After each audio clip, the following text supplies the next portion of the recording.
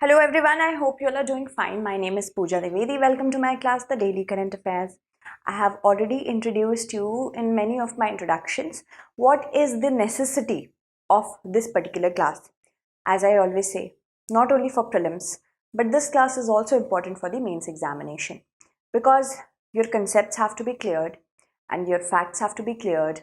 Then only you can write a good answer. But to get to that point, you have to clear prelims as well. So make sure that you watch this class on a daily basis so that you can understand how UPSC can confuse us. From the perspective of this examination, I take many classes on YouTube and the PDFs are available through my Telegram channel. It is by the name of Pooja Dwivedi UPSC. If you have any queries, you can talk to me on my Instagram. Follow me on my threads. These are the various events that we are going to cover.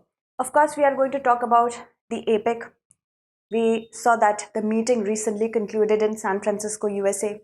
So many facets which are relevant for APEC from the perspective of this examination, we'll talk about that. GDP, also fifth schedule.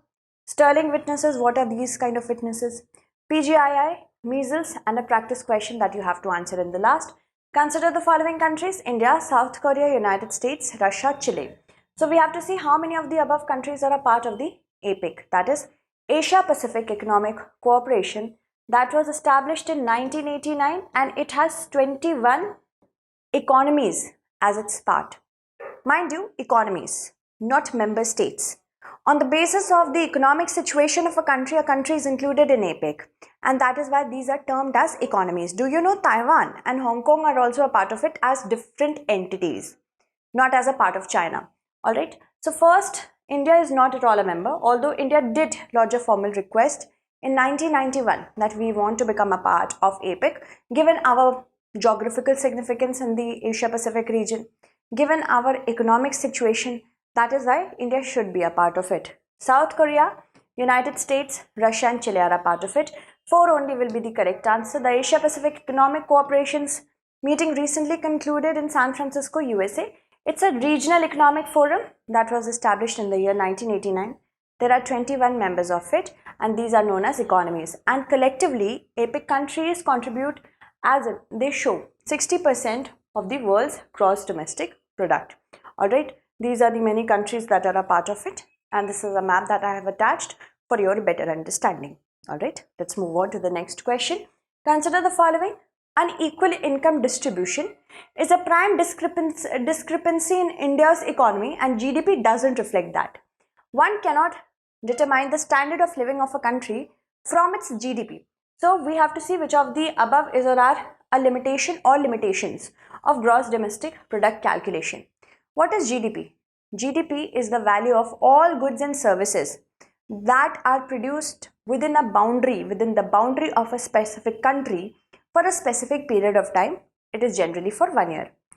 It means that even if foreign companies have situated their factories over here in India, that will also be contributing in the GDP, gross domestic product.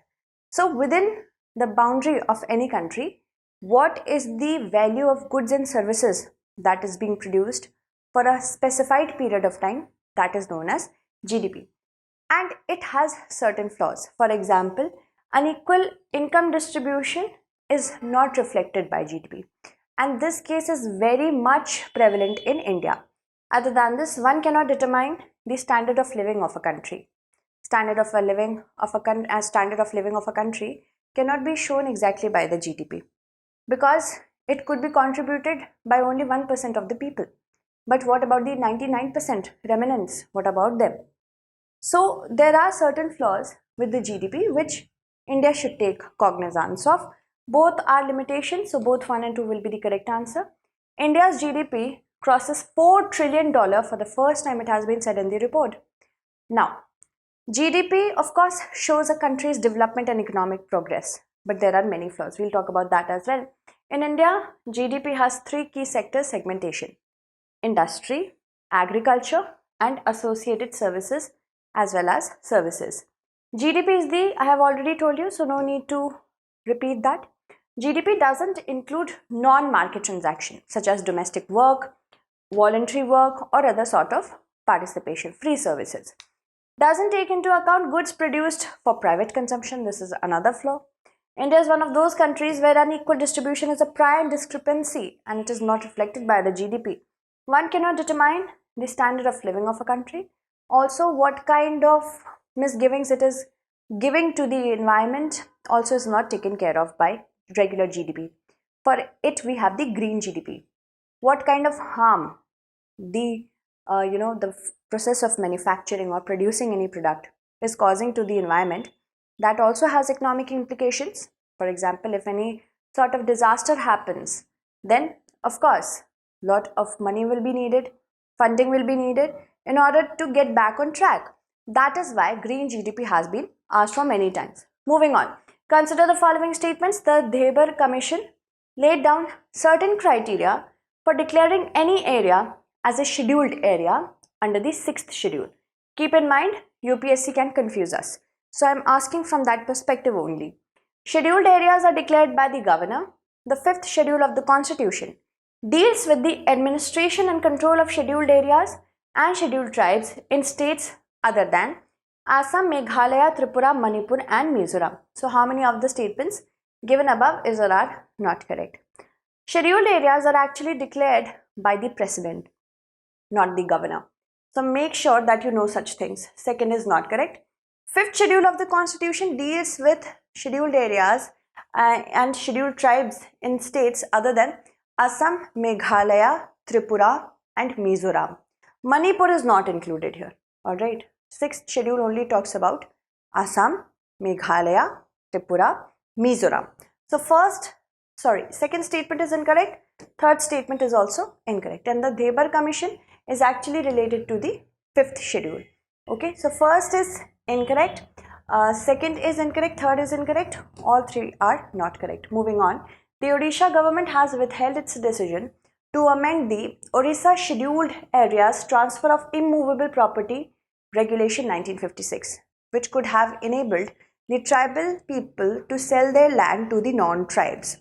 Now, this could of course have an impact on the demography, culture, linguistic aspects, livelihood features of that area. That is why Odisha government may have done it. Now, as I told you, areas under 6th schedule include the yellow ones, Meghalaya, Assam, Tripura and Mizoram. Certain areas, alright, can be declared as scheduled areas. The 5th schedule of the Constitution deals with the administration and control of scheduled areas and scheduled tribes in states other than Assam, Meghalaya, Tripura, Mizoram. And Article 244 Clause 1 of the Indian Constitution mentions scheduled areas. The 5th schedule provides administration of tribal areas in specific states. There are tribal areas in different states as well. We need to safeguard them. So what kind of states are these? The names of the states can also be asked in your UPSC examination. Like, consider the following states. Name of the states will be given. How many of the above given states are considered a part of the 5th schedule of the Indian Constitution? So remember it. Andhra Pradesh, Chhattisgarh, Gujarat, Himachal Pradesh, Jharkhand, Madhya Pradesh, Maharashtra, Odisha, Rajasthan, Telangana. Alright, and I have told you this as well. What kind of criteria has the Debar Commission approved of in 1960-1961? Any area can be declared as a scheduled area under the 5th schedule if there is a large presence of a large tribal population, compactness and reasonable size of the area and underdeveloped nature of the area. So what can happen here as well? I can formulate a question. Consider the following. I will give the criteria and ask you how many of the above are a criteria for declaring any area as a scheduled area under the 5th schedule of the Indian Constitution as recommended by the Debar Commission. So remember this as well. There is also marked disparity in the people's economic standard compared to the neighboring areas. So these are the certain criteria. This has to be declared by the President in consultation with the government. The President can increase or decrease the area of any scheduled area, alter its boundary, rescind such designation, make fresh orders for such redesignation. Okay, moving on. Consider the following. Children below the age of 18, independent eyewitnesses without any motives, victims of crime. How many of the above can be considered as a sterling witness? Who is a sterling witness? A sterling witness is a person whose testimony is admissible by the court of law in India, and that can be admitted without any corroboration. In simple terms, if I am a sterling witness, I may say anything in the court and the court will accept it without confirming what I am saying. So this is a sterling witness. That means a victim of a crime, a victim of, rape, a victim, I would like to call it survivor, victim or a survivor of rape, then any attempt to murder victim, they can be a sterling witness because it has happened with them. Then independent eyewitnesses who do not have any motives, they are neither said to gain nor lose from giving testimony in the court. Then children below the age of 18 is not there. Second and third, two only will be the correct answer. The Supreme Court recently discussed the concept of sterling witness, and a sterling witness is a witness whose testimony is of such high quality that the court can accept it without any corroboration. Given that, of course, there are features of it, that it is truthful, there is reliability on it, and also unassailability. That means it cannot be doubted or cannot be attacked or questioned. And it can be done by victims of crime, independent eyewitnesses, and experts in a particular field who can provide the court with objective and reliable testimony if they have certain evidence or evidentiary support. Alright. With respect to Partnership for Global Infrastructure and Investment, choose the incorrect statement. It is an initiative of the G7 countries launched at the G7 summit in 2022. It aims to counter China's Belt and Road Initiative. It will mobilize only public investments to finance infrastructure projects in developing countries. It aims to mobilize approximately $600 billion from G7 member countries by 2027. As you can see, this is factual as well as conceptual. Do you really believe that only public funding will be necessary or enough for supporting developmental infrastructure in developing countries? No, I don't think so. Private investment has to be encouraged too. From the perspective of concept, you can understand that option C is totally incorrect. Other than this, all other three are correct. The Union Minister for Commerce and Industry recently participated in the Investor Forum of Partnership for Global Infrastructure and Investment. Do you know the India Middle East Europe Economic Corridor is a part of PGII only. Okay, and it was created in 2022 when China's Belt and Road Initiative was seen to be very aggressive in nature. The kind of loans China is providing at such an exorbitant interest, it is, completely scraping off these countries' finances. So that is why when G7 countries saw that China is trying to exploit the vulnerabilities of these developing countries, we should come up with our own investment opportunities. And that is why PGII was launched. And it is a collaborative effort to finance infrastructure projects in developing countries through public and private investment, and also aims to mobilize approximately $600 billion from G7 member countries 2027 till 2027 by 2027. With reference to the report by World Health Organization on measles, consider the following statements. India achieved their crucial first dose of measles vaccine in 2022. At the global level, immunization against measles dropped to lowest level since 2008, and the 2 doses of measles vaccines offer 97% protection for life. How many of the statements given above is or are correct? First is definitely not correct because India did not do it. India also missed out on the opportunity. At the global level, immunization against measles has dropped to the lowest level since 2008, and that is because of the pandemic as well. The 2 doses of measles offer, for vaccine I'm talking about, 97% of protection for life. So first is incorrect, second is correct, third is also correct. 2 and 3, only 2 will be the correct answer. An estimated 11 lakh children in India missed their crucial first dose of measles vaccine in 2022, which is a viral disease. World Health Organization and US Center for Disease Control and Prevention has said it. India is among the 10 countries with the highest number of children who did not receive the first shot, also among the 37 countries that witnessed large or disruptive outbreaks, reporting 40,967 cases of measles in 2022. Immunization globally against measles has dropped, leading to an 18% rise in cases and 43% increase in deaths in 2022. Look at the range. 2 doses of measles vaccine provides 97% of coverage for life, and a single dose is likely to provide less protection. That is why both the doses are needed. While measles typically causes high fever, cough, runny nose and rashes, brain swelling, pneumonia, breathing difficulty and severe diarrhea are also a manifestation of that. This is a practice question. Both the countries have decided to elevate bilateral ties to strategic partnership. I have also asked a question on the same matter in a different manner.